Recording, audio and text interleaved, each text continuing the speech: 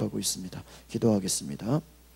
거룩하신 하나님, 오늘 주의 은혜 가운데 우리가 살아가게 하시고, 하나님 오늘 전교인 가을 소풍과 기도회를 주님께서 주관하셔서 아름다운 자연 가운데서 하나님의 임재를 경험하며 하나님 우리를 치유하시는 손길을 경험하며 또 우리가 기도원에 가서 함께 기도하고 말씀으로 살아갈 수 있도록 결단하게 하옵소서.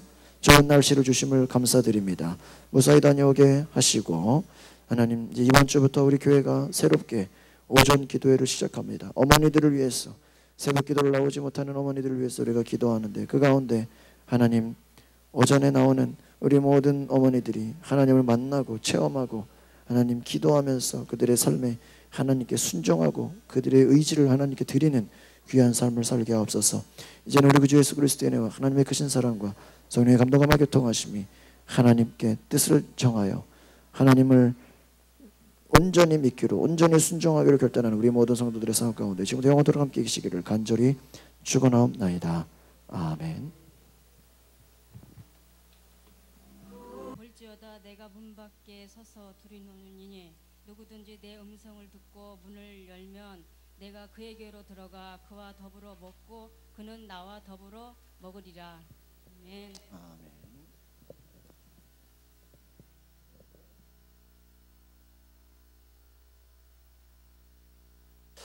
할렐루야. 예, 오늘 우리 예배 끝나고 소풍 가는 날인데 기분 좋으세요? 별로 기분이 안 좋으신가요? 제가 아침에 나오는데 막 사람들이 막 등산복을 입고 차를 타고 막 기분 좋게 복장을 보면 알잖아요, 그렇죠? 등산을 떠나는 사람들 보면서 야, 나도 오늘 간다 그런 생각을 했는데 참 이게 마음이 그래요. 이게 또 예배 끝나고 어디 놀러 간다고 그러니까 괜히 마음이 싱숭생숭해지고, 그렇죠? 안 가시는 분들은 이거 가야 되는데 이거 못 가서 어떡하나 막 그런 생각도 뭐 어떻게 하겠어요, 그렇죠? 가기로 한 건데 갔다 와서 사진을 찍어서 보여드리겠어요. 그래서 오늘 가시고자 하는 분들은 12시 반에 우리가 떠날 거니까 함께 귀한 은혜와 이런 축복된 시간이 되기를 바랍니다. 옆에 있는 분들에게 인사합시다. 하나님이 당신을 사랑하고 축복하십니다. 여러분 한 주간에 여러분의 은혜 살면서 하나님의 은혜를 경험하시기를 바랍니다. 여러분 참 뉴스를 보기가 무서워요, 그렇죠? 참 엄마가 무서워. 엄마가 왜 엄마가 무서운지 알아요? 엄마가 자식이 말을 안 듣고 밖에서 못된 애들 어울린다고 누구한테 부탁했어? 검도 선생님한테 부탁했어. 우리 애들을 좀 때려주라고 혼내주라고. 그래가지고 그 검도 선생님이 검도부야. 애가 15살이니까 중학교 2학년, 그렇죠? 걔를 데려가서 체육관에서 손과 발과 친구까지 데려갔어요. 꽁꽁 묶고 막 죽도 있죠, 나무 죽도를 때리면서 막 그게 막 부러졌대. 그리고 막 그 검도 연습하는 그걸로 목검 같은 걸로 막 얼마나 애를 때렸는지 몇 시간? 4시간? 4시간 맞아요. 4시간. 아버지 다시 한번 4시간을 때렸어요. 그래가지고 애가 집에 와서 어떻게 됐어? 죽었어. 야, 이게 여러분 어떻게 이런 일이 있을 수가 있어요? 저는요 이런 거 보면요 우리나라가 후진국 같아 진짜로. 그쵸? 여러분 이거 외국에서 난리 날 일이에요. 이 엄마까지 다 이거 그냥 이걸 어떻게 이게 엄마인가? 그렇죠? 여러분 우리가 사는 세상이 이렇습니다. 아들이 아무리 잘못을 했기로써니 윤명호 집사님 아들이 잘못을 했기로써니 검도 선생님한테 부탁해가지고 그렇게 그냥 애를 패달라고 지금 한 10대만 때리 뭐 이렇게 한 4시간을 패가지고 애가 죽으면 되겠냐고. 나 그거 재판이 어떻게 나올까 궁금해요. 그 미친 거 아니에요 정말. 여러분 그런 시대에 우리가 살고 있어요. 저는요 뉴스를 보기가 무서워요. 그러니까 무슨 생각으로 그 선생이 그렇게 애를 때렸을지 모르겠지만 얼마나 신났겠어. 자기 속으로는 보증된 막 자유로 애를 그렇게 했는데 여러분 중학교 2학년이 뭘 알겠어요. 잘못을 해봐야 얼마나 큰 잘못을 했겠어요. 애를 때려서 죽였어. 참 어이가 없는 일들이 일어나고 있습니다, 여러분. 정말 우리가 저도 자식을 키우지만 정말 우리가 믿음 안에 깨어있는 여러분 되시기를 바랍니다. 진짜 곳곳에 말도 안 되는 일이 우리 주변에는요 너무나 많이 일어나고 있어요. 막 가족 간에 막 살인 사건이 벌어지고 뭐 별일이 다 일어나잖아요. 저는 이것을 보면서 정말 하나님께서 우리를 다스리시고 여러분이 정말 하나님 앞에 순종하는 삶을 사시기를 바랍니다. 하나님 앞에 순종하는 삶을 사셔야 돼요. 그렇지 않으면요 얼마나 우리의 사는 생활이 어려운지 저는 그렇게 생각합니다. 한번 따라합시다. 인간의 의지를 존중하시는 하나님. 오늘 제가 여러분과 함께 인간의 의지를 존중하시는 하나님. 오늘 3장짜리입니다. 제가 원래 이 설교를 오늘 기도원 가서 오후에 저녁에 좀 하려고 그랬는데 안 가시는 분들이 많아서 아침 시간으로 땡겨서 제가 설교를 하는 거예요. 원래 오늘 저녁에 하려고 그랬는데 안 가시는 권사님들과 또 못 가시는 분들을 위해서 제가 오늘 오전과 저녁을 바꿔서 설교를 합니다. 볼지어다 내가 문 밖에 서서 두드리노니 누구든지 내 음성을 듣고 문을 어떻게 해야 돼요? 열어야 돼요. 문을 열면 내가 그에게로 들어가 그와 더불어 먹고 그는 나와 더불어 먹으리라. 왼쪽에 여러분 이 그림이 아주 유명한 그림입니다. 문 밖에 서신 예수님이라는 그 문을 두드리시는 예수님이죠. 여러분 이 그림을 보면 우리가 알 수 있는 것이 무엇이에요? 예수님이 두드리세요. 두드리는데 밖에는 뭐가 없어요? 손잡이가 없어요. 안에서 어떻게 해줘야 돼? 열어줘야 돼. 여러분 예수님이 여러분 속에 우리 안에 들어오고 싶으셔요. 그런데 누가 마음을 열어야 돼? 내가 마음을 열어야 돼요. 여러분 이 예배 시간에 여러분이 그냥 몸만 앉아 있다고 예배 드리는 게 아니라니까요. 여러분의 마음을 여시기를 바랍니다. 하나님 말씀이 여러분 안에 들어갈 수 있도록 여러분이 의지를 다해서 귀를 기울이고 순종하기를 결단하시고 하나님 앞에 마음문을 여시기를 바랍니다. 음성을 들어도 깨닫는 자가 있고 깨닫지 못하는 자가 있는 것처럼 저와 여러분 가운데 하나님 말씀 앞에 여러분이 아멘으로 화답하면서 마음문을 여시기를 바랍니다. 그러면 어떻게 내가 그에게로 들어가 그와 더불어 먹고 그는 나와 더불어 먹으리라. 예수님은요 성령으로 우리 가운데 오셔서 함께 있기를 원하시더라고요. 여러분 어떤 사람들은 일주일 동안 하나님 생각 한 번도 안 하다가 하나님 말씀 한 번도 안 보다가 여러분 어떤 통계를 보니까요 한국교회 크리스찬 중에 일주일 동안 성경책을 한 번도 안 보는 사람이 한 80~90%가 된다는 통계를 봤어요. 여러분은 생각해 보세요. 교회 와야 성경책 딱 핀다니까 일주일에 한 번. 평소에 봐요 안 봐? 안 봐. 평소에 기도해 안 해? 안 해. 밥 먹을 때 기도하는 거 뭐 1분 빼고는 하루에 기도 몇 분? 3분. 성경 없어. 세상 텔레비, 뉴스, 인터넷, 핸드폰, 카카오톡, 뭐 페이스북, 답글 다 봐. 그런데 하나님 말씀은 안 봐. 이해가십니까? 하나님과 함께 예수 그리스도 그분이 함께 우리 가운데 거하시고 함께 살기를 원하시는데 내가 예수 안에 거하기를 원하시는데 우리가 안 하고 있어요. 마음을 안 열어요. 주일날 그냥 와서 여기서 그냥 앉아만 주면 다행인 거야. 그게 우리의 생활이라고 그래요. 여러분, 여러분이 여러분의 삶 가운데 마음을 열어 주님을 받아들이시기를 바랍니다. 저희 교회가 내일부터 오전 9시 반에 이제 매일 아침 기도회를 하기로 했어요. 이거 제가 기도하다가 마음에 감동이 된 거예요. 이거는 누가 시킨 것도 아니고 이거 제가 사서 누가 보면 야 너 왜 사서 고생하냐 이런 식일 거야. 쇠안에 새벽 기도하면서 마음에 감동이 왔어요. 하나님 많은 성도들이 새벽 기도를 해야 되는데 여러 가지 이유로 인해서 뭐 가정 때문에 뭐 집이 멀고 여러 가지 이유로 기도하지 못하는데 말씀으로 살지 못하는데 하나님 어떻게 해야 됩니까? 마음에 하나님 오전 기도회를 하라는 그런 감동을 주셨어요. 뭐 다른 교회 여러분 없어요. 그렇죠? 저도 다른 데서 하는 걸 못 봤어요. 특별 기도회로는 할 수 있어. 그런데 담임 목사가 아침마다 어디 안 가고 밖에 어디 안 나가고 아침마다 오전 기도회를 한다. 이거 여러분 쉬운 게 아니에요.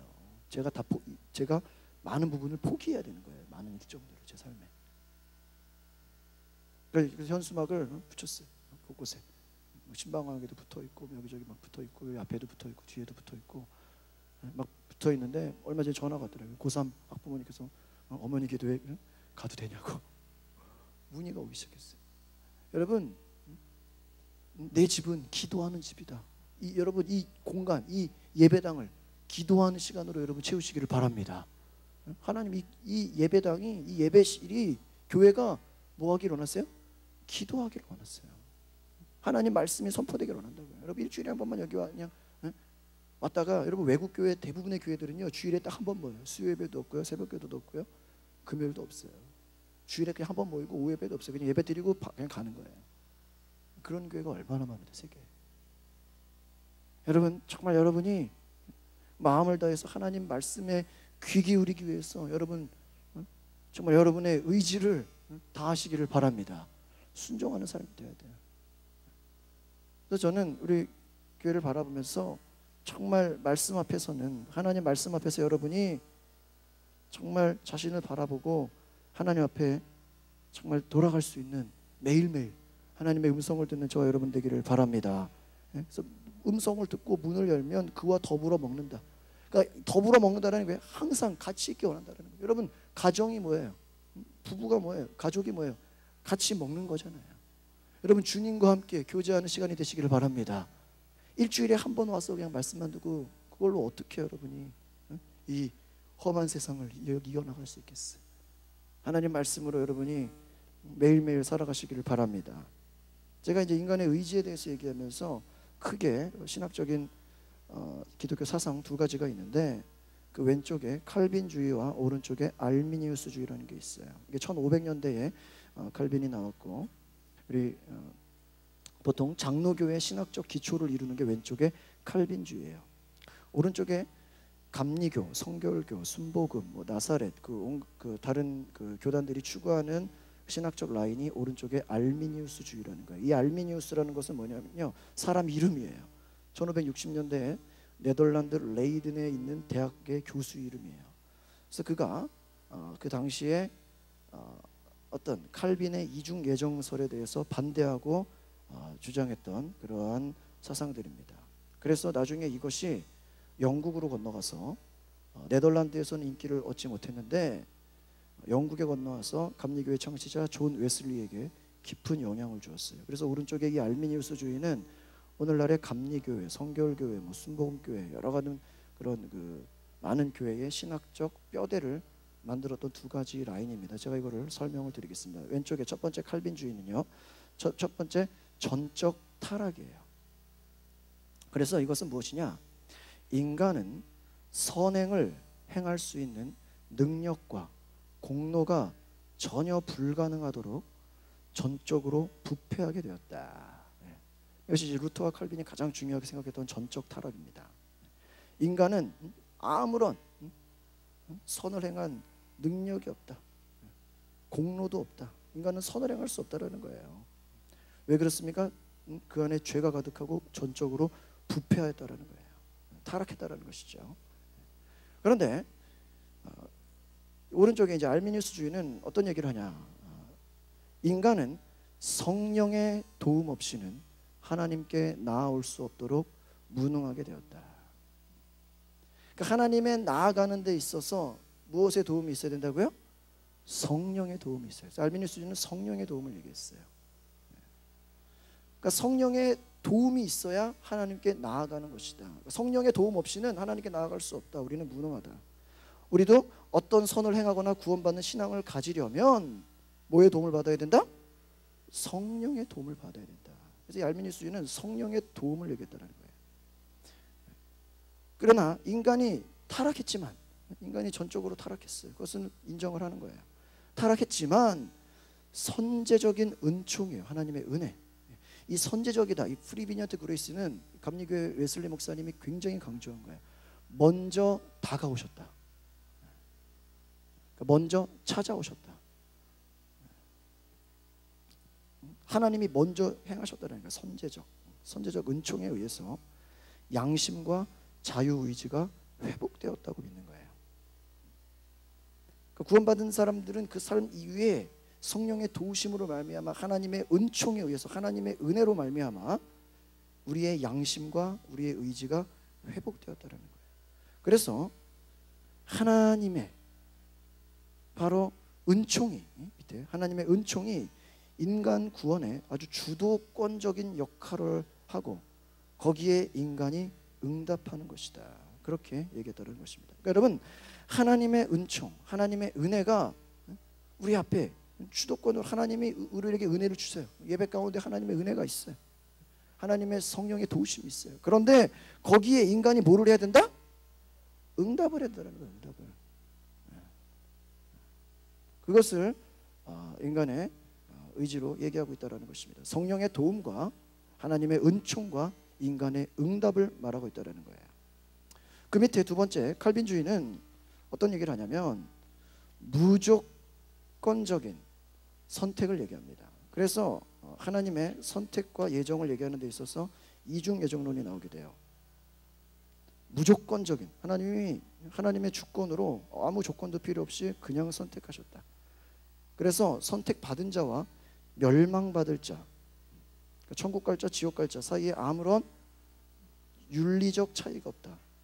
행위의 차이가 없다는 것입니다. 하나님은 그의 윤리적 행위를 보고 선택하는 것이 아니고 그의 믿음이 있고 없음을 보고 선택하는 것도 아니다. 그러니까 하나님의 주권을 강조하게 되거든요. 이 장로교의 칼빈주의는요. 그래서 무조건적인 선택, 하나님이 그냥 선택하시는 것에 대해서 윤리적 차이나 믿음이 있고 없고 별로 그거 보지 않는다는 거예요. 그러나 오른쪽에 알미니스주의는 어떤 거냐면요, 2번 보세요. 선택과 정죄는요 하나님의 예지에 의해서, 하나님이 미리 아시는 것이죠, 보여진 신앙과 불신앙에 따라 조건 지어진다는 것이에요. 그러니까 선택도 있고 정죄도 있다. 이 말은 무슨 말이냐? 네가 믿으면 선택을 받는다. 안 믿으면 뭐를 받는다? 정죄 받는다. 멸망에 이른다. 그러니까 이 알미니스주의는 하나님이 의뢰를 주시고 하나님이 우리에게 사랑을 베푸시지만 네가 어떻게 해야 돼? 믿어야 돼. 안 믿으면 뭐야? 정죄받아. 믿음이 있어야 된다는 거야. 믿음을 중요하게 봤다는 것이에요. 세 번째, 속죄론입니다. 칼빈주의는 제한된 속죄론을 말이야. 리미티드. 제한됐다. 오직 뭐예요? 선택된 자만이 그리스도의 속죄에 의해 구원을 받는다는 것이에요. 그러니까 하나님이 택한 자만 구원한다는 거예요. 그러니까 뭐예요? 하나님은, 예수님은, 이 땅에 예수님이 오신 것은 선택된 사람들, 예정된 사람들만을 위해서 속죄의 죽음을 당하셨다는 것이 된다는 것입니다. 오른쪽에 알미니스주의는 어떤 얘기냐면 속죄는 만인을 위한 것이다. 모든 사람을 위한 것이다. 어떤 선택된 일부의 사람이 아니라 모든 사람을 위한 것이다. 그리스도는 만인의 속죄를 위해 죽으신 것이다. 그래서 만인이 구원받을 뭐가 있을까요? 가능성이 있어요. 가능성. 그러니까 세상 모든 사람들이 다 구원받을 수 있는 가능성이 있어요. 그런데 뭐가 중요해요? 오직 어떤 자들이? 믿는 자들이 속죄와 은혜와 축복을 즐길 수 있다. 그러니까 하나님의 그리스도의 구원은 모든 사람을 위한, 모든 사람을 구원하기에 충분한. 여러분 보세요. 예수님이 십자가 죽으신 것은 하나의 사건이지만 지금 그 이후 지금부터 태어난 인구 60억이라고 하면 2000년 기독교가 보통 6000년의 역사로 보는데 그 가운데 지금까지 죽은 사람까지 생각하면 수백억, 수천억의 사람 아니야, 그렇죠? 예수님 한 사람의 죽음이, 그 십자가의 구원이 뭐야? 지금까지 태어나고 죽은 모든 사람, 앞으로 태어날 사람 모든 사람까지도 구원할 수 있는 속죄가 되어야 한대요? 된다. 그러나 되지만 어떤 사람만이?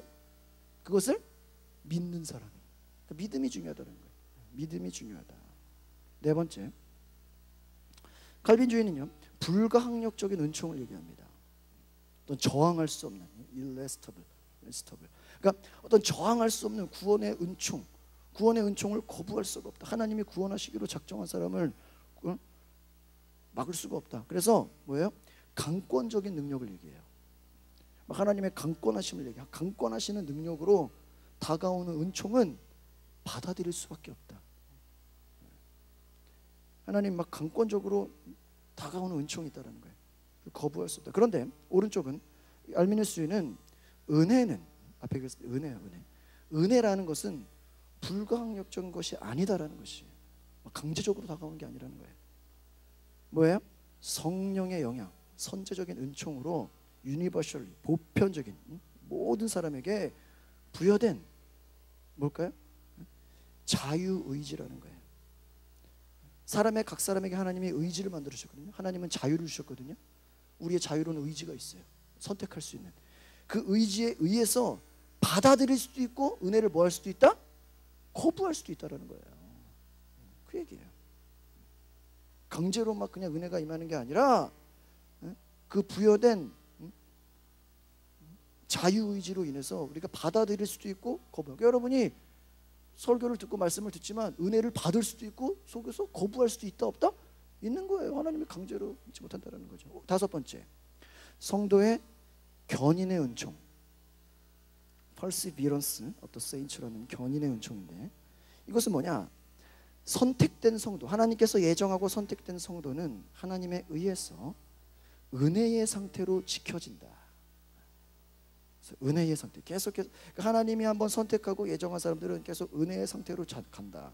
그래서 그가 비록 연약하지만 마지막 구원, 천국 가는 게 보증되어 있다, 확증되어 있다. 그러니까 예수 믿어? 너 어떻게든지 나중에 천국 간다 이 얘기예요. 한번 예수 믿었으면 천국 간다 이거예요. 다섯 번째, 견인의 교리가 의문시된다라는 거예요. 의문시된다. 성령의 은혜가 악을 정복하는 지속적 승리를 위해 충분하다 할지라도, 이 말은 뭐냐면요, 성령 충만 받았다고 할지라도 타락의 가능성이 있다.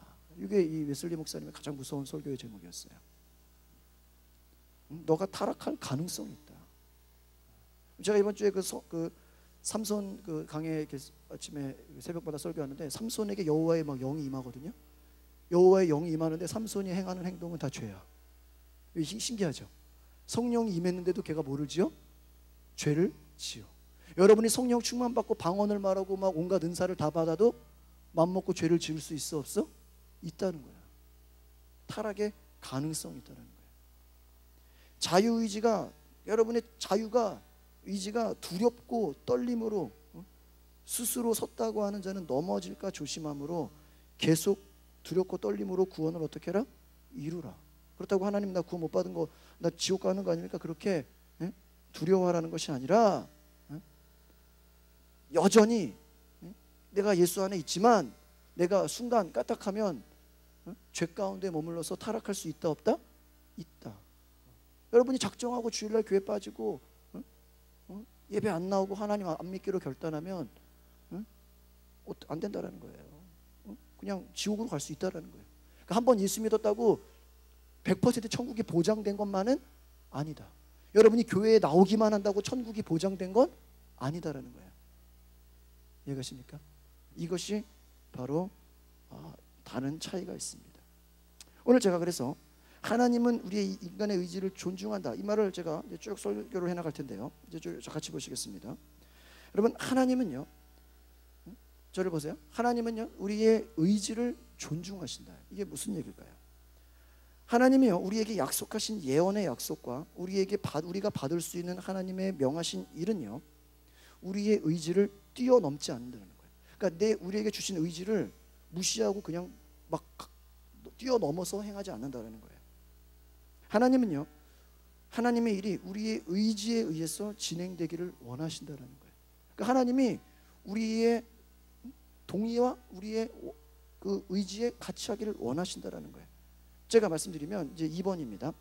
천지창조는요, 하나님의 천지창조의 역사는요, 하나님 자신이 하나님의 상상력을 동원해서 하나님의 디자인한, 하나님의 그 고안한 그 하나님의 작품으로 이 땅을 만드셨어요. 그런데 성경을 보면요, 인간을 위해 역사하는 일, 인간을 위한 그 모든 일 가운데는요, 인간의 의지를 초월하지 않는, 인간의 의지를 뛰어넘어서 초월하지 않고 어떻게 한다?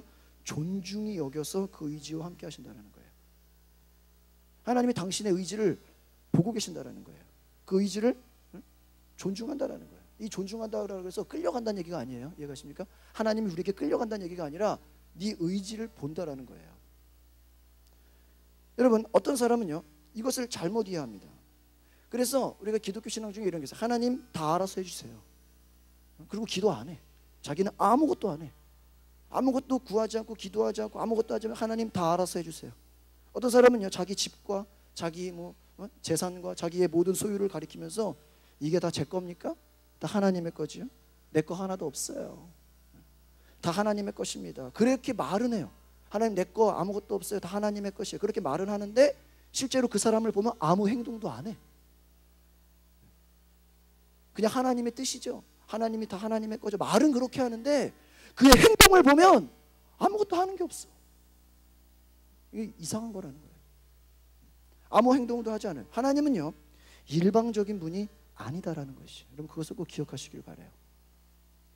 여러분 하나님이요 일방적인 분이라면요 아브라함의 아들을 바치라고 할 때 그냥 아브라함 아들 이삭을 그냥 데려가면 돼. 그렇죠? 근데 왜 아들을 바치라고 했을까? 제가 창세기 22장 1절로 3절을 찾아보니까 그 일 후에 하나님이 아브라함을 시험하시려고 1절에 그렇게 나와요. 뭐 하려고요? 시험하시려고. 왜 하나님이 아브라함을 뭐 하려고 하실까? 시험하려고 하실까? 하나님이 시험한다는 거야. 여러분 재밌죠? 하나님이 시험한다. 뭘 시험할까요? 그를 부르시되 아브라함아 하시니 그가 이르시되 내가 여기 있나이다. 내가 여기 있다. 여호와께서 이르시되 내가 내 아들 내 사랑하는 독자. 어떤 독자? 사랑하는 독자를 데리고 모리아 땅으로 가라는 거예요. 모리아 땅으로 가서 내가 내게 일러준 산 거기서 그를 뭐로 드리라? 번제로 드리라. 명령이에요 명령 아니에요? 명령이죠. 의도가 하나님 뭐 하는 거예요? 얘를 시험한다. 테스트한다라는 거예요. 하나하나 본다 이거예요. 이해가십니까? 네? 왜 하나님이 시험하실까? 하나님이 아브라함에게 네가 사랑하는 이삭을 바치라는 거예요. 그러니까 3절에 아브라함이 아침에 어떻게 했어요? 일찍이 일어났다. 여러분 일찍 일어난다라는 건 본인의 뭐가 필요해? 의지가 필요해. 아브라함이 아침에 일찍 일어날 수도 있고 며칠 밤을 고민하다가 갈 수도 있고요. 안 할 수도 있고요. 그렇죠? 밤에 갈 수도 있고요. 할까 말까 고민할 수도 있어요. 그런데 아브라함이 어떻게 했어? 그 말을 듣자마자 아침에 어떻게 했어? 일찍 일어났다라는 거야. 그 말은 뭐야? 아브라함이 자기의 의지를 도해서 뭐했다? 순종했다라는 거예요. 하나님의 시험에 그가 통과했다라는 거예요. 이미 그 내용만 봐도. 그러니까 하나님이 아들을 그냥 데려갈 수 있는데도 아브라함이 어떻게 하기를 원해? 스스로 바치기를 원한다는 거예요. 그리고 왜 그렇게 하셨을까? 여러분 성경에 또 이제 누가복음으로 가보겠습니다. 하나님이 마리아를 통해서 예수 그리스도 우리 구원자 메시아를 보내 구원의 역사를 이루실 메시아를 보내는데 마리아에게 그냥 보세요. 그냥 성령이 들어가서 아이가 생겨버리게 할 수 있어 없어? 하나님 전능하신데 있죠. 마리아 너에게 아기가 생긴다. 너가 좋든 싫든 넌 무조건 낳아야 돼. 그렇게 하나님이 억지로 할 수 있어요 없어요? 있어. 하나님은 얼마든지요 억지로 할 수 있으신 분이에요. 전능하신 분이기 때문에. 그런데 뭐라고 할까요? 하나님은 마리아의 뭐를 구해? 동의를 구한다라는 거야. 이거 보세요. 천사가 이르되 마리아여 무서워하지 말라. 내가 하나님께 뭐를 입었느니라? 뭐를 입었느니라? 은혜를 입었느니라. 제가 여기에 처음 말한 선제적 은총이에요. 마리아가 어떤 뭐가 공로가 있어서가 아니라 하나님이 마리아에게 어떻게 하신 거야? 선택해서 다가오신 거야. 그래서 뭐를 주신 거야? 은혜를 주셨다. 은혜라는 건 제가 지난번 사사기 설교할 때 뭐라 그랬어요? 하나님의 약속을 맺는 거야. 여러분이 친하지 않은 사람하고 약속 맺어요? 여러분이 모르는 사람하고 계약서 써요? 안 쓰잖아요. 따지잖아요. 은혜를 입었다. 하나님이 너에게 성경에서 은혜를 주셨다 할 때는 한쪽에 이게 이제 신약적으로는 이제 선물, 은사로도 볼 수가 있지만 하나님의 약속을 주셨다는 거예요. 약속을. 그러니까 하나님의 약속을 주는 건데 뭐야? 네가 잉태하여 아들을 낳을 것인데 예수를 알아. 천사가 대답하여 이르되 뭐가 임하시고 성령이 임한다. 그러니까 하나님의 은혜가 먼저 임하고 또 뭐가 임한다? 성령이 임한다. 그러니까 성령이 임하지 않고 되는 게 아니라 하나님의 은혜가 있고 성령이 임한다라는 거예요. 지극히 높으신 이의 능력, 하나님의 능력이 너를 덮을 것이다. 그래서 하나님의 아들이라. 하나님의 모든 말씀은 모든 말씀은 능치 못함이 없다. 하나님 말씀은 반드시 어떻게 된다? 이루어진다라는 거예요. 그러니까 하나님의 약속은 이루어진다. 할렐루야. 38절에 마리아가 이르되 주의 여종이오니 말씀대로 내게 어떻게 하십시오? 이루어지이다. 그렇게 성경 얘기하고 있어요. 누가복음. 여러분, 이 제가 이렇게 사복음서를 보면요, 누가는 의사예요. 그래서 누가복음에만 이렇게 구체적으로 나와 있어요. 의사이기 때문에 아주 그 과학적으로 진술을 했어요. 이 전개가 기승전결이 분명해. 뭐예요? 말씀대로 내게 어떻게 되기를 원하나이다? 이루어지기를 원한다는 거예요. 그러니까 하나님이 천사를 보내서 마리아의 뭐를 받는 거예요? 동의를 받는 거예요. 여러분, 하나님이 그냥 아이가 생겨버리게 하면 되지 왜 아들이 있을 것이라고 말씀했을까? 성경에는요, 한 번도 하나님이 우리의 의지를 무시해서 그냥 뛰어넘으신 적이 없다는 거예요. 많은 사람들이 5번 같이 읽어봅시다. 시작. 많은 사람들이 주님의 특별한 권능을 입지 못하는 가장 큰 원인은 하나님이 인간의 의지를 뭐 할까요? 억압한다고 생각해요. 그리고 또 뭐예요? 무시한다고 생각하는 거예요. 이를 초월하고 있다고 그래요. 하나님이 나를 그냥 확 그냥 압도적으로 그냥 해버릴 거야.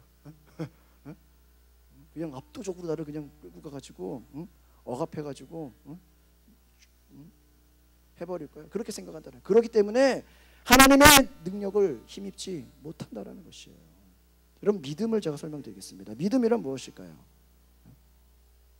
하나님이 우리에게 나타내시는 것인데요, 믿음에는 두 가지가 있어요. 첫 번째는 신념이에요. 신념. 믿음에는 첫 번째 신념과 두 번째 약속이 있어요.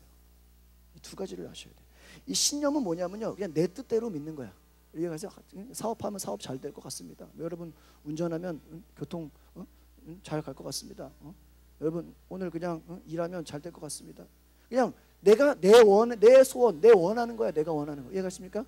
내 소원이야, 내 소원. 내 생각을 믿는 거야. 그렇죠? 여러분, 전도하다 보면요, 나는 나를 믿어요, 이런 사람 있어요. 자기 생각을 믿는 거야. 그렇죠? 자기 신념이야. 그런데 약속이다. 그런데 성경적 믿음은 뭐예요? 하나님의 말씀은 신념에서 나온 것이 아니라 어디서 나왔다고요? 약속. 그 약속이 뭐예요? 하나님의 말씀이라는 거예요. 말씀. 그 말씀이 어떻게 됐다? 계시가 되었다. 성령으로, 또 하나님의 말씀으로, 하나님의 음성으로, 또 우리가 약속하신 성경으로 계시가 되었다. 그러니까 하나님은요, 계시하시는 하나님이에요. 자기를 나타내신다라는 거예요. 우리가 우리의 힘으로 알아가는 것이 하나님 자기를 나타내신다. 그래서 자기의 신념이 아니라 하나님의 약속. 따라합시다. 믿음은 하나님의 약속을 가지는 것입니다. 그래서 여러분이 믿음이 좋다, 믿음이 있다. 그것은 뭐야? 내 안에 뭐가 있다? 하나님의 약속이 있다. 그것이 성경적인 얘기예요. 여러분, 성경에서 예수님이 가장 강조한 것이 있어요. 그게 뭔지 아세요? 예수님이 이 땅에서 처음 한 말, 뭐 하라? 회개하라. 뭐가 가까이나? 천국이 가까운데. 여러분, 7번에 회개하라. 이 회개하라는 단어는요, 어떤 것이냐면요, 하나님이 왜 회개하라고 했을까? 왜 회개하고 예수를 믿으라? 회개하고 믿고 성령을 선물로 받으라. 왜 회개하라고 했을까? 여러분, 회개가 중요하잖아요. 회개하라는 것은요, 하나님이 우리의 의지를요, 네 의지를 100% 존중하시겠다는 하나님의 뜻이라는 거예요. 왜 하나님이 우리에게 회개하라고 할까? 회개는요, 우리가 의지를 갖고 해야 되는 거예요. 하나님께 돌아가야 돼요. 회개는 보통 뭐라고? 유턴이라고 그래요. 유턴. 내가 길을 잘못 가면 뭐야? 거꾸로 돌아오는 거야. 탕자가 가출했다가 다시 돌아오는 거야. 회개야. 내가 죄의 길로 가고 있다가 다시 의의 길로 가는 거야. 돌아가는 거야. 돌이키는 거야. 근데 왜 그렇게 했을까? 여러분, 하나님이요, 때로는 우리가 회개하라. 그럼 어떻게 생각하는지 아세요? 하나님이 우리 죄를 몰라서 하나님이 자백을 받기 원하시나? 이런 생각을 한다는 거예요. 여러분, 보세요. 하나님이 우리의 죄를 몰라요? 아니죠. 다 알죠. 하나님이 자백하라고 요구하는 거예요? 그냥 그것을 강요하는 거예요? 그게 아니에요. 욥기를 보면요, 좀 특이한 내용이 나와요. 하나님에 대해서 오해하는 부분인데 같이 읽어봅시다. 시작. 주께서 주의 손으로 지은 것을 학대하시며 멸시하시고 악인의 꾀에 빛을 비추기를 선히 여기시나이까? 나의 허물을 찾으시며 나의 죄를 들추어내시니까. 이게 뭐냐면 욥이 하도 그냥 자기가 이유 없는 고난을 당하고 힘들고 어려우니까 하나님 나 무죄한데, 나 죄가 없는데 나를 고문하시는 거예요? 나를 막 고문해가지고 나 죄를 자백받으려고 하는 거예요? 막 그렇게 질문했다라는 거예요. 여러분, 하나님이 죄진 거 다 아는데 막 일부러 고통을 막 줘가지고 막, 여러분 무슨 뭐 옛날에 안기부에서 잡아가가지고 막 고문하고 막 때리고 막 폭행해가지고 자백 썼어. 자백해. 막 하나님이 강제로 막 여러분을 막 고문해가지고 막 자백하게 하는 분이에요? 아니에요. 오해예요, 오해. 하나님은 우리에게 회개하라고 하는 것이 강제로 우리를 고문하고 우리를 힘들게 하고 우리를 막 어렵게 해가지고 네가 하나님이 모르는 거 내가 들어봐야 되겠다, 네가 자백해라, 그런 의도가 아니라는 거예요. 그러면 왜 회개하라고 했을까? 왜 회개하라고 했을까? 창세기 3장 9절에 보면 여호와 하나님이 아담을 부르시며 그에게 이르시되, 내가 뭐라 그럴까요? 내가 어디 있느냐?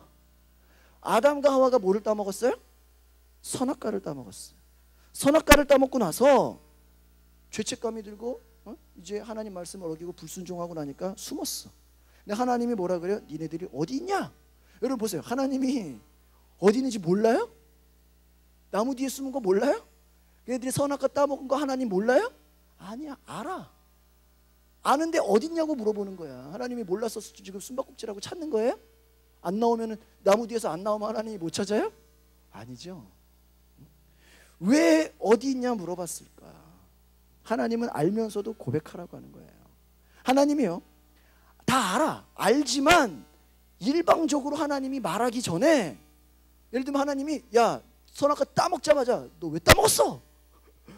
혼내고 막 징벌하는 게 아니라 네 입으로 고백하라는 거야.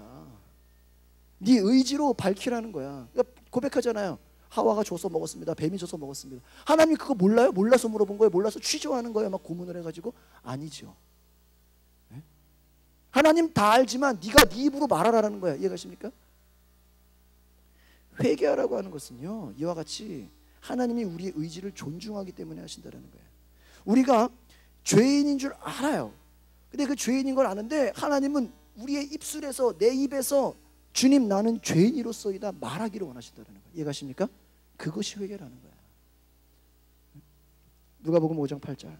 시몬 베드로가 이를 보고 예수의 무릎 아래 엎드려 이르되, 주여 나를 떠나소서. 나는 뭡니까? 죄인. 그럼 여러분 진짜 예수님이, 베드로가 예수님 나를 떠나십시오, 다시는 나를 찾아오지 마, 그런 거예요? 아니죠. 나는 예수님 볼 자격이 없습니다. 나는 그만큼 뭡니까? 죄인입니다. 베드로 죄인인 걸 예수님이 몰라요? 알죠. 그러나 그의 입에서 나는 죄인이다라고 뭐 하기를 원하신 거예요? 고백하기를 원하시다. 그러니까 여러분, 회개라는 건 무엇이냐면 여러분 스스로 하나님 나는 죄인입니다라고 하나님 고백하기를 원하신다는 거야. 고백하기를. 그것이 회개라는 거예요. 고백한다. 내가 죄인입니다. 하나님 내가 이렇게 죄를 지었습니다. 뭐야? 내 의지가 동원돼야 돼. 하나님 아시잖아요. 회개 안 해도 되죠. 그렇죠?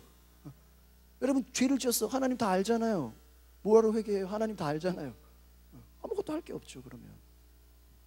그러니까 하나님이 우리가 영원히 죄인인지 알지만 우리가 의지로 죄인임을 고백하라는 거예요. 그것이 회개라는 거예요. 그것을 네가 거부하면 하나님과의 사귐이 끊어진다. 요한일서 1장 6절 같이 읽어봅시다. 시작. 만일 우리가 하나님과 사귐이 있다 하고 어둠에 행하면 거짓말하고 진리를 행하지 아니함이니. 내가 하나님 사귐이 있다, 내가 하나님의 자녀다, 내가 하나님, 뭐 예를 들면 오늘날로 말하면 내가 나 교인이다, 나 교회 다닌다, 나 하나님의 백성이다라고 말하지만 여전히 어둠에 행하면, 어둠 가운데 행하면, 네가 여전히 죄를 짓고 있으면 너는 뭐 하는 자다? 거짓말하는 자다. 하나님과의 사귐이 있는 거다 없는 거다? 없는 거다. 그러니까 제가 여러분 요즘 보니까 왜 이 아침에 이 하나님 말씀 듣고 기도하는 게 중요하냐? 하나님과 사귐을 가지라는 거예요. 이해가십니까? 여러분 주일날 그냥 한 번 와서 그냥 할렐루야 아멘 은혜 받았습니다 그러고 땡이 아니라 평소의 삶 가운데 하나님과 뭐가 있어야 된다? 사귐. 주일날 하나님 말씀 듣고 평소에 일주일 내내 죄 짓고 어두움에 행해. 그럼 뭐야? 거짓말하는 자더라. 너는 진리를 행하지 않는 자라는 것이에요. 어둠에 행한다. 네 의지가 죄의 길로 가고 있다는 거야. 그럼 나와 사귐이 없다라는 것이라는 거야. 그러니까 여러분, 하나님과 사귐이 있다고 하면서 네 죄를 숨기지 말라는 거예요. 드러내라는 거예요. 여러분, 하나님은요, 세상에 모든 사람들에게 12번 믿음이 필요하다고 말씀한다라는 거예요. 너희들은 믿음이 필요하다. 지구상의 어떤 지역이나 어떤 특정한 사람들에게 예수를 보내지 않았다는 거예요. 어떤 몇몇 사람만을 위해서 예수가 십자가에 지신 게 아니라는 거예요. 하나님이 예수님을 이 땅에 보내신 것은 예수님 없이는 모든 인류가 살 수 있어요, 없어요? 없다라는 것을 진단했다라는 것이에요. 예수님 없이는 아무도 할 수 없다라는 것을 이미 진단하고 그것을 봤다라는 것이에요. 여러분, 그것을 기억하시기를 바랍니다. 우리 요한복음 3장 16절 같이 읽어봅시다. 시작. 하나님이 세상을 이처럼 사랑하사 독생자를 주셨으니 이는 그를 뭐예요? 믿는 자마다 멸망하지 않고 영생을 얻게 하려 하십니다. 그러니까 하나님이 하나님 품속에 있는 독생자 예수 그리스도 하나님의 아들, 그들을 인간에게 보내서 구원을 얻게 하신 것은 믿는 자들이 영생을 얻게 하시려 하십니다. 여러분, 하나님이요, 인간의 의지를 존중하지 않고 무시해버린다면요, 하나님이 강제로 그냥 구원받게 해버리면 돼요. 그렇죠? 그런데 요한복음 10장 10절에 같이 읽읍시다. 시작. 도둑이 오는 것은 도둑질하고 죽이고 뭐예요? 멸망시키려는 것뿐이야. 내가 온 것은 양으로 뭐를 얻게 하고 생명을 얻게 한다는 거예요. 여러분, 예수님 오신 것은요, 도둑은 뭐야? 강제로 빼앗은 게 도둑이야, 강도야. 남의 것을 뺏어버리는 거잖아. 그런데 뭐예요? 예수님은 우리에게 뭐를 주러 오셨다? 생명을 주러 오셨다는 거예요. 그러니까 여러분, 예수님이 우리에게 생명을 주려고 강제로 우리에게 협박하거나 우리의 권리나 의지를 박탈해가는 게 아니라는 거예요. 여러분, 밑에 15번에 예수님은 절대로 강제성을 띠지 않는다는 거예요. 일방적으로 예수님이, 하나님이 혼자 세상을 창조하셨을지라도 사람들을 일방적으로 억압하고 의지를 박탈하지 않으시죠. 그러니까 우리가 때로는요, 어떤 신앙이 있는지 아세요? 제가 이걸 왜 얘기하냐면, 하나님, 내가 할 생각은 안 하고 내가 의지를 사용하고 내가 하나님 앞에 순종하려고 하는 마음은 전혀 없으면서 하나님, 내 의지를 주관해 주세요. 굉장히 믿음 있는 것처럼 들려. 상당히 믿음, 겸손한 것처럼 들려. 하나님, 나는 아무것도 못해요. 나는 아무것도 할 수 없어요. 하나님, 나를 확 억압해 주세요. 억압 안 한다니까. 이해가세요? 억압 안 한다니까. 하나님, 내 의지를 다 가져가 주세요. 안 가져간다니까. 이해가세요? 내가 너에게 줬는데 네가 하라고. 네가 하라고. 안 가져간다고. 네 억압하지 않는다고. 하나님, 나를 확 그냥 억압해 버리세요. 나를 확 사로잡아 주세요. 아니라고요. 우리 네 의지를 100% 줘. 네가 따라오라고. 네가 순종하라고. 네가 지발로 교회 가라고. 네가 기도하고, 네가 예배 자리에 나아가고, 네가 말씀 듣고 순종하고 하나님께 나아가라는 거예요. 하나님이, 믿음은요, 하나님이 계시해 주신 거예요. 근데 어떤 사람들은 하나님, 제발 나에게 믿음을 강제로 넣어주세요. 그리고 어떤 사람들은요, 남편이 예수 안 믿으니까 하나님, 목사님, 믿지 않는 우리 남편 안수 좀 해주세요. 믿음 좀 들어가게 해주세요. 여러분, 안수한다고 믿음이 들어가요? 그럼 목사들이 불신자들 머리만 손 얹으면 다 믿음, 예수 믿고 다 천국 가게? 아니죠. 안수한다고 믿음이 들어가는 게 아니라 그가 예수를 믿기로 어떻게 해야 돼요? 고백하고 결단하고 의지를 다해야죠. 여러분, 하나님이 강제적인 방법으로 전도를 하기를 원하셨다. 그럼 어떻게 할까요? 천사들을 부리면 돼요. 천사들을 쫙 보내가지고 집집마다 들어가서 잠자는 예수 안 믿는 사람들 꿈속에 다 들어가서, 너 예수 믿을래? 아니면 너 가만두지 않을 거야? 맨날 협박해봐. 그러면 교회 안 나올 사람 있겠어요, 없겠어요? 없죠. 아마 스님도 교회 나올 거예요. 그렇죠? 하도 피곤해가지고 잠자다 말고 두려워가. 여러분 불신자 남편은 하나님, 제발 우리 남편의 꿈속에 나타나가지고 좀 제발 교회 가라고 한마디만 해주세요. 한마디. 강제로 협박 좀 한번 해주세요. 그러면 당장 이번 주에 교회 나올 것 같아요. 근데 하나님이 이렇게 강제로 해요, 안 해요? 안 한다니까요. 여러분, 그러니까 여러분, 나의 의지와 하나님의 의지가 같이 갈 수 있다는 게 굉장히 중요한 일이라는 거예요. 여러분, 오늘 밑에 말씀 보니까 시몬아, 예수님이 베드로에게 경고하는 말씀이에요. 시몬아 네가 보라 사탄이 마귀가 너희를 밀가부르시어 요구하였으나 네 앞에 온갖 마귀와 어떤 악한 것이 너를 다스리려고 한다. 그러나 내가 너를 위하여 예수님이 베드로를 위하여 기도한다. 어떻게? 믿음이 떨어지지 않기 위하여. 예수님도 제자들을 향해서 뭐를 기도해? 믿음이 떨어지지 않기를 위하여 기도한다. 믿음은 뭐야? 자기들이 믿어야 되는데 그것을 끝까지 유지해야 되는데 그런데도 나중에 막 믿음이 연약해지잖아요. 여러분 하나님이요, 하나님이 그냥 강제적으로 사람을 쓰시려고 하면요 제일 똑똑하고 제일 잘난 사람들, 제일 능력 있는 사람들, 그 사람들만 그냥 확 잡아가지고 쓴다면 하나님의 일을 더 효율적으로 할 수 있어요. 그렇죠? 하나님이 강제로 세상에서 권세자들, 명예와 부한자들을, 지혜로운 자들을 다 불러가지고 그 사람들을 움직이면 복음 전도가 더 빨리 될 거 아니야. 근데 하나님은 그렇게 하지 않았다라는 거야. 하나님은 오히려 지식도 부족하고 경험도 부족하고 사회적으로 어려운 사람들, 좀 못 배운 사람, 가난한 사람, 무식한 사람을 오히려 데리고 썼다라는 거야. 여러분 어떤 사람은 그래요. 하나님 내 마음에 좀 역사하셔서 내 마음을 강권하셔서 좀 헌금 좀 하게 해주세요. 그러면 나 혼자서도 성전 건축할 수 있습니다. 그렇게 기도한대. 근데 뭐야? 자기는 하려고 그래 안 하려고 그래? 안 하려고 그래. 자기는 하기 싫어. 근데 하나님 뭐야? 억지로 나를 감동하게 하셔서 좀 헌금 좀 하게 하면은 성전도 짓겠다라는 거야. 여러분 이런 넌센스죠. 거짓말이라는 거예요. 자기 의지는 하려고 하지 않으면서 주님 나를 좀 하게 해주세요. 네가 하라는 거야. 하라는 거야. 네가 의지로 순종하라는 거예요. 여러분 바로 마리아가 주님 주의 뜻이 이루어지기를 원하나이다, 그가 원한다라고 고백했을 때 그의 몸을 통해서 구원자 예수 그리스도가 나온 것처럼 예수님이 이 땅에 오시는 것도 인간의 동의를 받고 왔다는 거예요. 강제로 온 게 아니라는 거예요. 하나님은요 이와 같이 17번 하나님은 결코 우리의 의지를 초월하지 않는다라는 거예요. 의지를. 여러분이 안 하기로 작정하면 안 되는 거야. 그렇죠? 우리 또한 결코 하나님의 뜻을 초월해서는 안 돼요.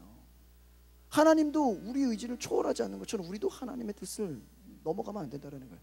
하나님은요 의지를 가지고 여러분 순종하는 자들에게 자기의 뜻을 나타내신다. 그러니까 여러분 하나님은요 성경을 보면요 재미있는 것들이 나타나는데 순종하는 자들을 통해서 계속 일을 하게 돼요.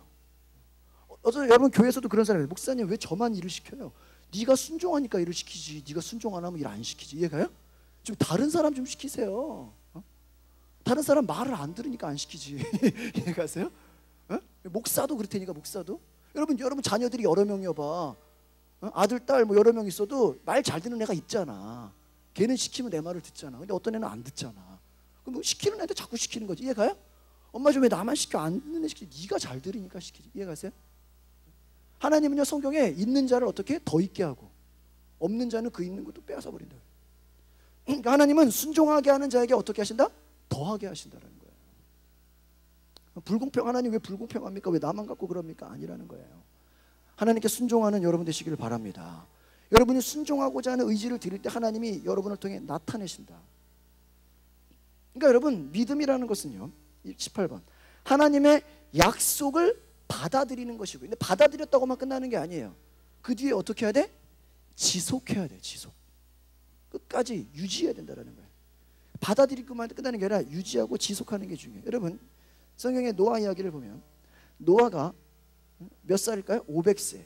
500살 때 셈과 함과 야벳을 낳았어요.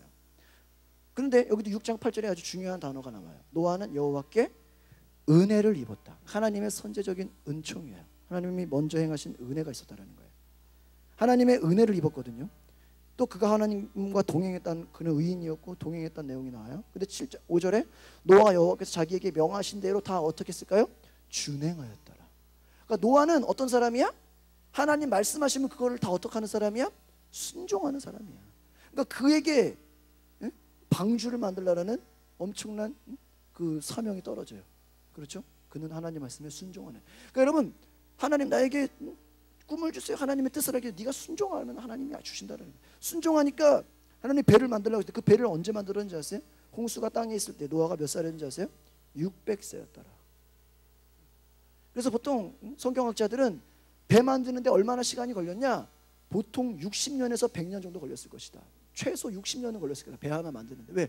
지금은 기계가 있고 차가 있고 중장비가 있고 뭐 트레이너가 있지만 그 당시 아무것도 없잖아요. 뭐 톱이 있어, 전기톱이 있었겠어, 뭐가 있었겠어, 그렇죠?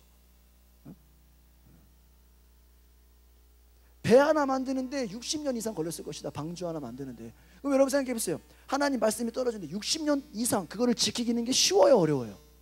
어려운 거예요. 그러니까 이와 같이 믿음이라는 것은 지키는 게 어려운 것이라는 거예요. 들을 수는 있어. 그러나 그것을 계속 유지하기가 어렵다는 것이에요. 여러분 생각해 보십시오. 방주를 만들려는 것이 하나님의 뜻인데, 그러면 하나님이 노아에게 왜 방주를 만들라고 했을까? 여러분, 하나님이 말씀으로 천지 만물을 창조하시는 거 믿으십니까? 믿으십니까? 믿으시죠?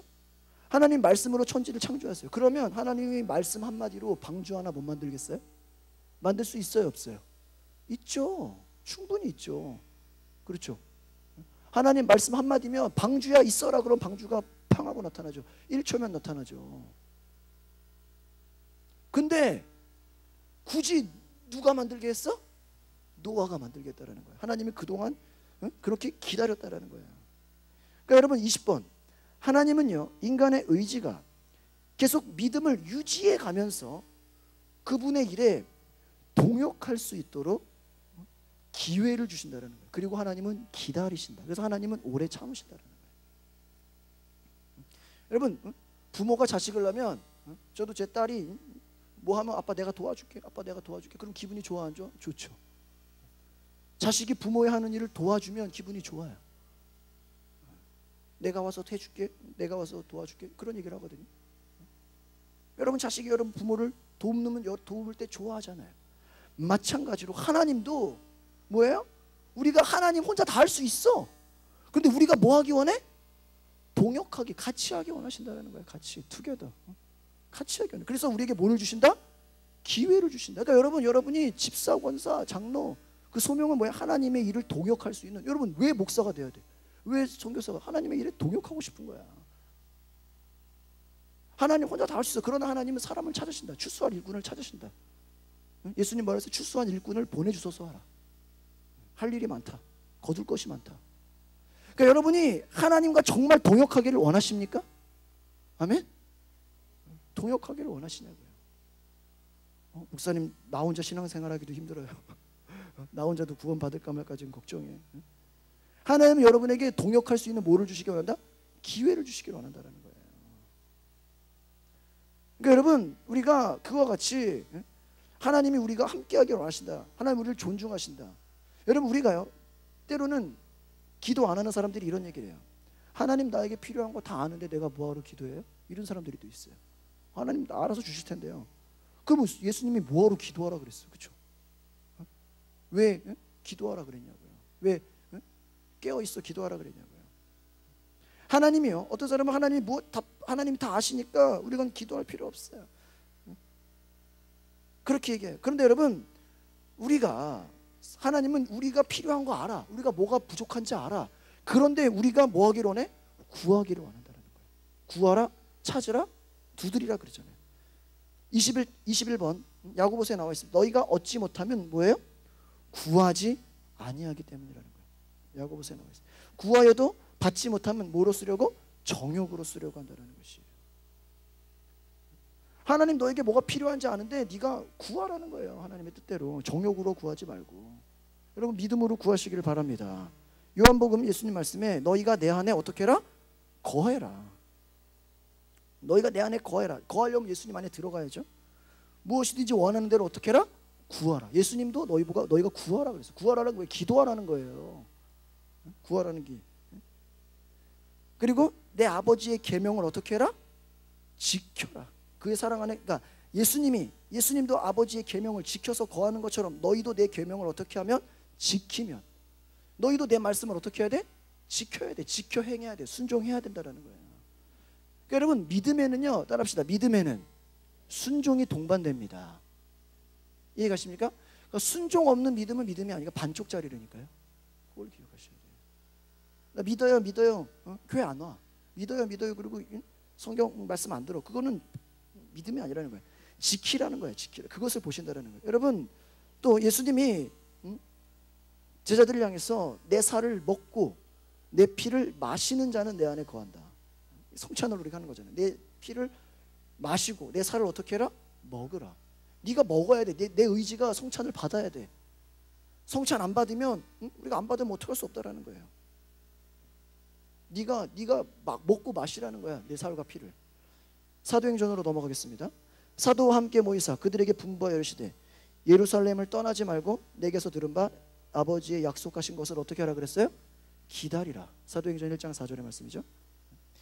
여러분, 예수님이 부활하고 승천하시고 이 땅에서 사역할 때 몇 명이 봤냐? 고린도전서에 보니까 사흘 만에 살아나사 게바에게 보이시고 12제자와 그 후에 500여 형제에게 일시에 500명 넘게. 그러니까 예수님 부활하고 승천하고 살아계신 거를 몇 명이 봤다고요? 500명이 봤어요. 그런데 사도행전 1장 15절에 보니까 예수님이 약속하신 것을 기다리라 그랬어요. 이것이 믿음인데 실제 기다린 사람 몇 명일까요? 모인 무리의 수가 약 120명이었다. 여러분 보세요. 예수님이 부활하고 승천하는데 그거 본 사람이 500명이야. 그러면 부활하고 승천하면서 동시에 성령이 그냥 확 내려오시면 얼마나 좋아. 그렇죠? 깔끔하잖아. 그냥 예수님 하늘로 올라가는 동시에 그냥 즉각적으로 성령이 그냥 확 내려오셔서 500명이 그냥 샥 방언을 말하면 얼마나 멋있어. 그런데 어떻게 하게 했어? 기다려라. 그러니까 기다려서 기다리는 사람은 받고 기다리지 못하는 사람은 못 받는다는. 그러니까 몇 명만 남아서 500명 중에서 120명, 380명은 돌아간 거예요. 이해가십니까? 그러니까 여러분, 이와 같이 하나님이 기다리라고 한 것은 뭐예요? 우리의 의지를 보겠다라는 거예요. 네가 기다리나 안 기다리나 보겠다라는 거야. 시험하겠다라는 거예요. 그러니까 여러분, 예수님의 사역을 보면요, 여러분이 인터넷에서도 믿음을 검색하면요, 예수님 믿음에 대한 게 굉장히 많이 나오는데, 수십 구절이 나오는데, 네 믿음대로 될지어다. 네 믿음대로 될지어다. 다 그 말이 나오고. 그런데 여러분, 예수님이 질문을 해요. 그래서 소경을 만나가지고 우리 27번 내가 너에게 무엇을 하여 주기를 뭐예요? 원하느냐? 이렇게 얘기해요. 여러분 보세요. 예수님이 소경은 뭐야? 앞이 안 보이는 사람이야. 여러분, 앞이 안 보이는 사람이면 누가 봐도 그 사람의 제일 필요한 게 뭐야? 눈 떠지는 거죠. 그거 외에 뭐가 더 중요해요? 뭐 돈이 있으면 써버리면 끝나는 거고, 먹을 것이 있으면 먹으면 끝나는 건데, 예수님이 소경을 보고 그 사람에게 눈이 떠지는 게 필요한 거 알아야 몰라요? 알아. 근데 예수님은 알면서도 뭐해? 물어봐. 뭐 하여 주기를 원하냐? 그러니까 뭐라 그래요? 주여, 뭐 하기를 원합니다? 보기를 원합니다. 네가 그러니까 뭐 네 믿음대로 될지어다. 할렐루야. 여러분이 원하십니까? 원하셔. 하나님 원하는지 본다는 거예요. 네 의지가 원하냐 원하지 않느냐 보신다라는 거야. 하나님이 찾아오셔서 너 뭐 해주기를 원하느냐? 하나님 알아서 해주세요. 알아서 해주는 게 아니라 뭘 원하냐 물어보신다라는 거예요. 하나님 필요한 거 알아. 뭐가 필요한지 안다라는 거예요. 여러분, 보기를 원합니다. 그래서 내가 명하노니 네 믿음대로 될지어다.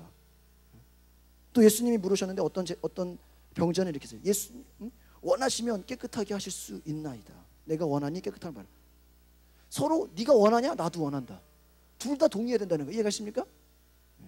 그래서 예수님이 동의를 받고 네가 원하니까 고쳐야지. 여러분 보세요. 예수님이 사역하는데 너도 고침받아라. 너도 귀신 나가라. 너도 일어나라. 그냥 막 아무나 막 기적을 뿌리지 않았다니까. 막 어디 뭐 그냥 돈 뿌리듯이. 왔냐 한 방에 그냥 다 고침받아 이렇게 안 해야 되니까요. 그러니까 여러분, 우리가 아셔야 될 게 바로 야고보서 4장 8절 같이 읽어봅시다. 시작. 하나님 가까이 하라. 네 의지로. 야고보서는 명령이 많이 나왔어요. 네가 하나님을 가까이 어떻게 하라는 거야. 하나님을 가까이 두라는 거야. 말씀 앞에 기도하는 자리에 가까이 나가라. 죄인들아 네 손을 어떻게 깨끗이 하라. 두 마음 품은 자들아 마음을 성결하게 하라. 야고보에서는 엄청나게 많은 명령이 나와 있어요. 야고보 예수님의 친동생 아니에요. 가까이 하라. 여러분 하나님을 가까이 하시기를 바랍니다. 예? 마음을 성결 깨끗하게 하시기를 바랍니다. 그러니까 여러분 29번 우리의 의지가 하나님을 순종하느냐 순종하지 않느냐에 따라서 뭐가 나온다? 결과가 나타난다. 여러분 성경 히브리서 9장 10절 뭐래요? 한 번 사는 것은 정하신 것이요 그 이후에는 뭐가 있다? 심판이 있다. 성경은요 심판을 얘기하고 있어요. 예수 그리스도는요 심판주예요. 구원자가 되시면서 심판의 주가 되십니다. 다시 우리 재림주 심판하시는 분이라는 거예요. 네가 네 말을 심판한다 그러잖아요. 네가 어떻게 말했는지 네가 행동한 걸 심판한다는 거예요.